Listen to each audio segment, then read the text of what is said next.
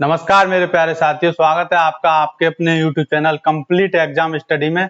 आज हम पढ़ने जा रहे हैं मूल अधिकार की सेकंड पार्ट, जो कि कल हमने 19 तक कर लिए थे, तो आज उससे आगे करेंगे। देखिए आर्टिकल नंबर 20, ये स्वतंत्रता का अधिकार ही है जो 22 तक है। तो देखिए शुरू करते हैं, और जिसने भी अभी तक ये चैनल सब्सक्राइब नहीं किया है वो सब्सक्राइब कर ले और लाइक करे और शेयर करे। बहुत ही इंपॉर्टेंट है ये, आपके कोई भी एग्जाम हो, वनडे, सुपर टेट हो, यूपी पुलिस हो, दिल्ली पुलिस हो, एसएससी जीडी, अग्निवीर जो भी है, वायुसेना, सब में ये मूल अधिकार और संविधान से जो भी इंपॉर्टेंट क्वेश्चन होंगे वो पहले कराए जाएंगे। तो उसी सीरीज में चलिए आगे देखते हैं।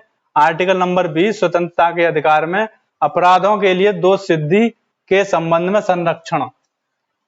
आर्टिकल नंबर 20 कहता है कि अपराध के लिए, अगर हम किसी पे कोई अपराध हो गया तो दोष सिद्धि के संबंध में संरक्षण, उसे मतलब अपना वकील लेने का अधिकार है, अपना पक्ष रखने का अधिकार है। मतलब जो केस लड़े जाते हैं वो इसी आर्टिकल के द्वारा होते हैं कि मतलब दोष सिद्ध करेंगे हम अपना, कि हम निर्दोष हैं या दोषी हैं, वो हमें कानून तय करे।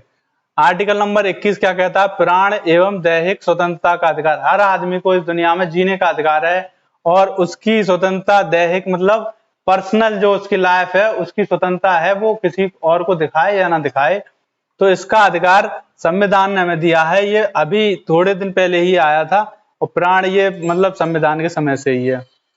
तो ये आपका 21 आर्टिकल हो गया, बहुत इंपॉर्टेंट। 21A, ये 86वां संशोधन जब हुआ था 2002 में, तब जोड़ा गया था। इसमें क्या है, 6 से 14 वर्ष के बीच में जो बच्चे होते हैं उनकी निःशुल्क और अनिवार्य शिक्षा बहुत ही जरूरी कंपलसरी कर दी गई कि 6 से 14 वर्ष तक के बच्चों के लिए निःशुल्क और अनिवार्य शिक्षा लागू की जाए। 86वां संविधान संशोधन 2002 द्वारा। ये सीधे सीधे पूछ लिया जाएगा कि 86वें संविधान संशोधन 2002 द्वारा कौन सा आर्टिकल जोड़ा गया था, या फिर ये पूछ लेगा कि आर्टिकल 21A किस संविधान संशोधन द्वारा जोड़ा गया।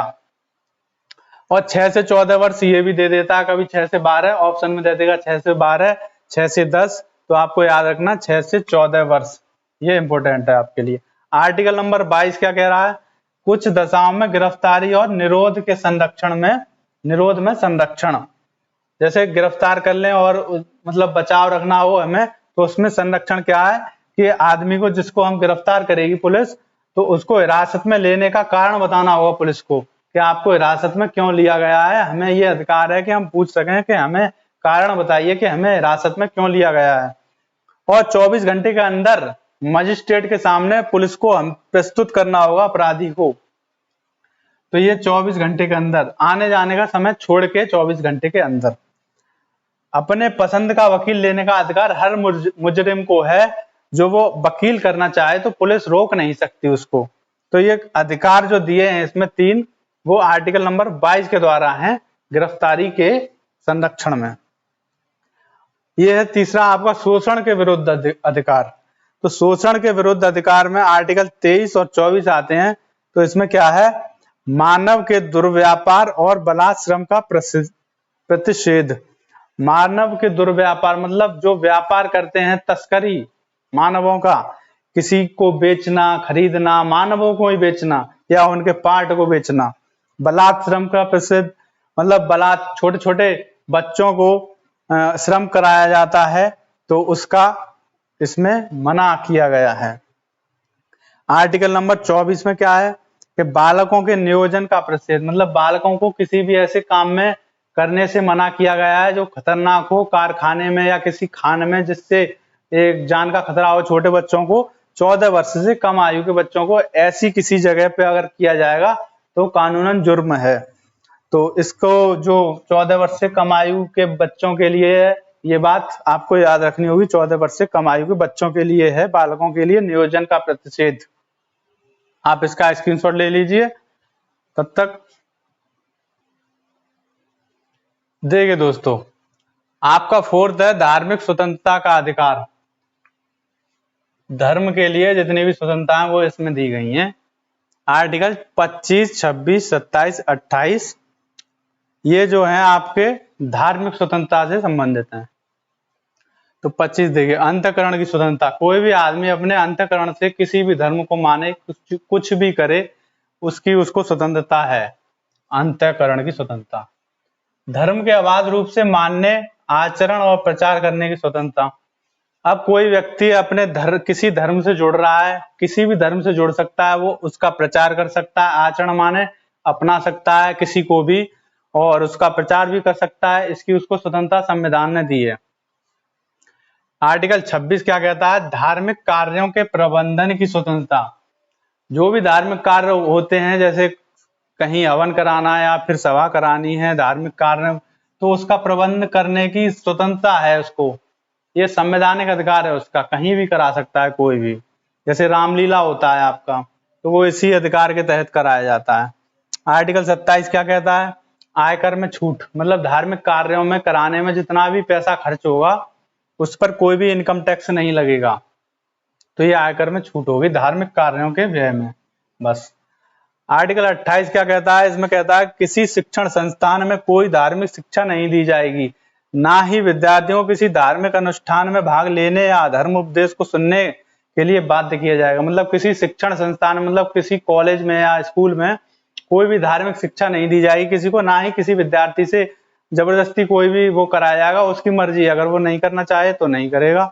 और भाग लेने या धर्म उपदेश को सुनने के लिए, कि किसी को जबरदस्ती सुना रहे हैं विद्यार्थियों को बैठाल के सबको कि इन रामायण सुनिए, आप ये सुनिए या कुछ भी सुनिए, तो वो सब ये गलत है, गैर कानूनी है।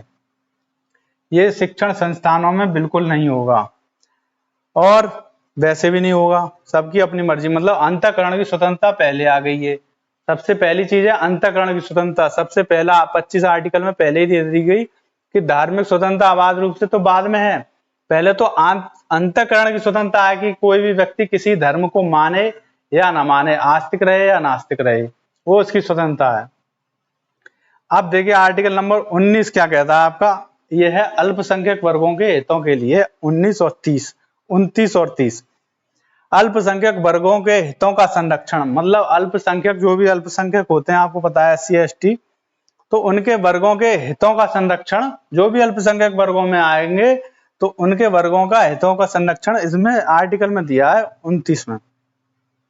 आर्टिकल 30 क्या कहता है? शिक्षण संस्थाओं में की स्थापना, जैसे कोई कॉलेज खोलना चाहे, डिग्री कॉलेज खोलना चाहे अल्पसंख्यक वर्ग के लोग, तो उनको प्रशासन और खोलने की जो अधिकार है वो दिया गया है, स्वतंत्रता है। वो कोई भी अपना कॉलेज खोल सकते हैं और पढ़ा सकते हैं, उनकी स्थापना संस्थान का अधिकार उनको है।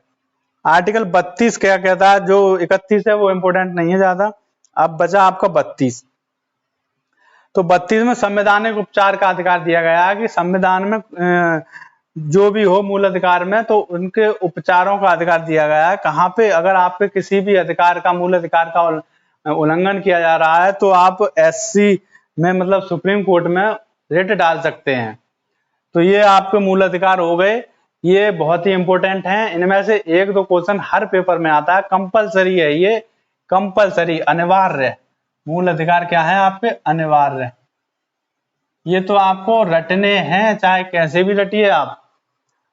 अगर आपको पेपर में अपने 1-2 नंबर बचाने हैं, लेकर आने हैं, तो इनको रटिए आप, जो मैंने कराए हैं इन्हीं को रटिए। और पेपर में डायरेक्ट आपसे पूछ लिया जाएगा कि अंतःकरण की स्वतंत्रता किस आर्टिकल में है, तो आपको बताना आर्टिकल नंबर 25। संवैधानिक उपचार का अधिकार दिया, मतलब दिया है जो, वो किस आर्टिकल में? आर्टिकल 32 में। अगर कहते कि अल्पसंख्यक वर्गों के हितों का संरक्षण किस आर्टिकल में, तो आपको कहना आर्टिकल 29 में। आयकर में छूट धार्मिक कार्यों के लिए किस आर्टिकल में है, तो आपको कहना आर्टिकल 27 में। इस तरह ये आपके मूल अधिकार पूरे कंप्लीट हो गए। आशा करता हूं आपको अच्छी तरह समझ में आए होंगे और सभी बच्चे इनको अच्छी तरह याद करें, जिससे कि आपके एग्जाम में जो भी 1-2 नंबर के ये आएंगे, घुमा घुमा के कभी पूछ लिए जाते हैं, लेकिन आप जब इनको अच्छी तरह रट लेंगे तो आपसे ये कभी भी गलत नहीं होंगे। तो आशा करता हूँ आपको ये क्लास अच्छी लगी होगी। अच्छी लगी हो तो लाइक जरूर करें और चैनल को सब्सक्राइब जरूर कर लें, जिससे कि अगली वीडियो आप तक तुरंत पहुंच सके। ठीक है दोस्तों, इसी के साथ ये क्लास समाप्त करते हैं। धन्यवाद।